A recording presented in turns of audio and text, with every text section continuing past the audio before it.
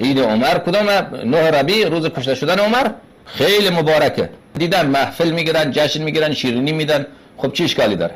یک مردم ملت حق نداره در یک روز خوش باشه؟ تاثیر بدی داره رو بعضی که بهشون اعتقاد دارن.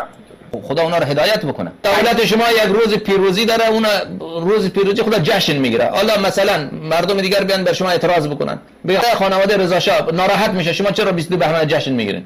خب این آخه مقدس نیست رضا شاه برای کسی. برای خانوادهش که مقدسه میگه ناراحت میشن اونا. خب میدونم خانواده‌اش نباید 1 میلیارد دادن. 1 میلیارد دادم، خب فرق نمیکنه چه یک نفر ناراحت بشه چه بیشتر ناراحت بشه.